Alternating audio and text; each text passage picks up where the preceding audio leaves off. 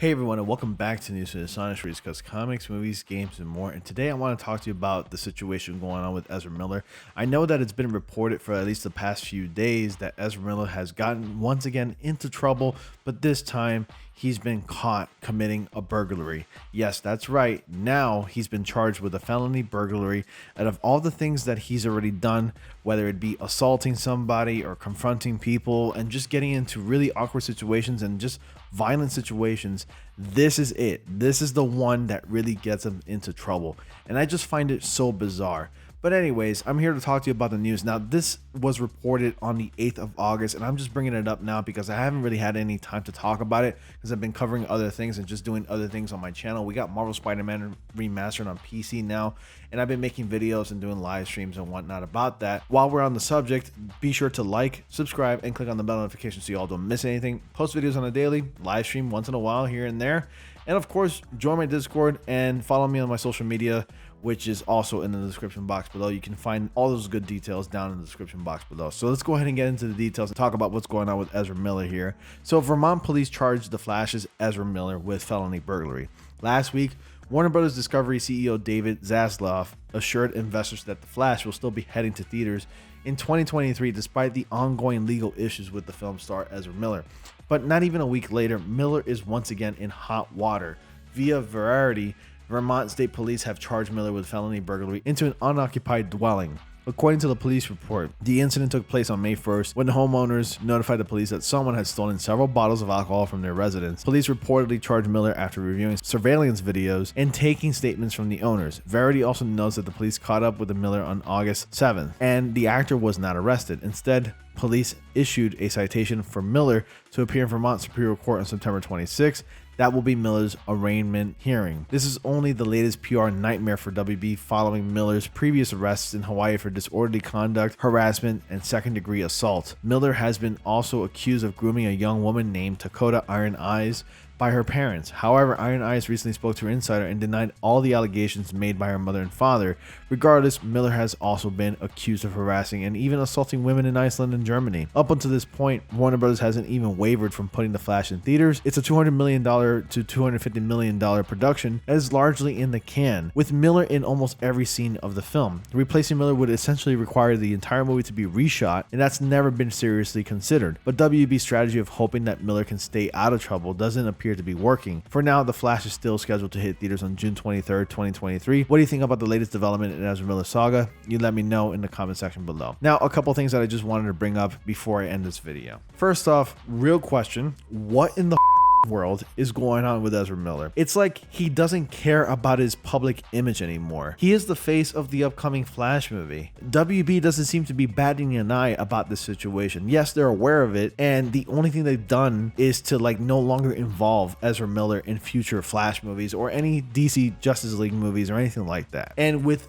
Discovery actually revamping everything DC, I don't see the problem in scrapping the Flash movie, because honestly I could care less about the Flash movie now since we know the face of the Flash film. And that face is associated with someone who's literally a psychopath, who commits crimes, who harasses people, assaults people, now breaks into a home and starts stealing alcohol. Are you kidding me? This is something that we do not need. And it's just so weird, especially for the fact that this actor is going to be portraying one of the most beloved superheroes in comic books. It's just so weird. And I think it's going to be awkward.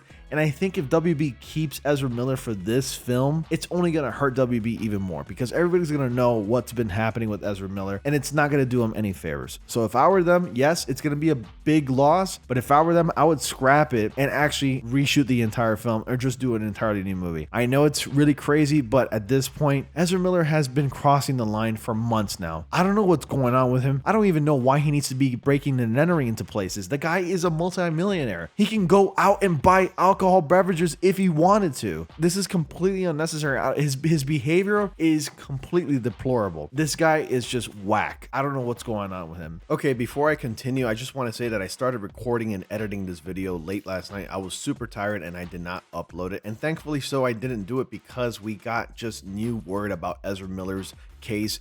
And Ezra Miller has just recently opened up about his mental illness and his health and his issues that he has going on right now. Also, he apologized for alarming people, not necessarily apologizing to anybody that he's actually caused harm to, which also really worries me. I mean, the statement that I'm about to read to you, the statement that he actually came out and spoke literally hours ago, it makes me feel apprehensible, and I'll explain why in just a second. Now, this is coming from the Independent article real quick, and I just want to read it to you real quick, guys. So Ezra Miller has finally broken their silence about going through an intense period of crisis amid a slew of ongoing controversies over the Flash's actor's behavior. The actor, who uses they them pronouns, has been involved in several allegations ranging from disorderly conduct and assault to burglary in recent times. In a statement provided to Variety by Miller's representative, the 29-year-old actor has addressed this period of intense crisis, adding that they are suffering complex mental health issues. The statement read, "Having recently gone through a time of intense crisis,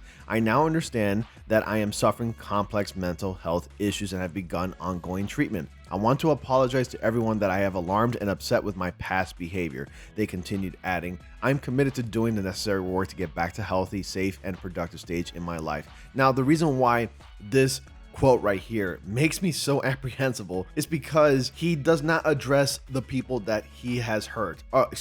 They do not address the people that they have hurt. They've caused harm. Remember, Ezra Miller has assaulted people, choked a woman, threw a chair at people, assaulted people in Hawaii, now recently committed a burglary. This person is on a massive rampage. I don't know what's going on. Yes, mental health is a serious problem, but it's another problem if you cannot address the fact or even acknowledge the fact that you've caused so much harm to so many people out there. And that's a problem. That's where I just don't feel like this statement is very genuine, and it's a very publicist kind of statement.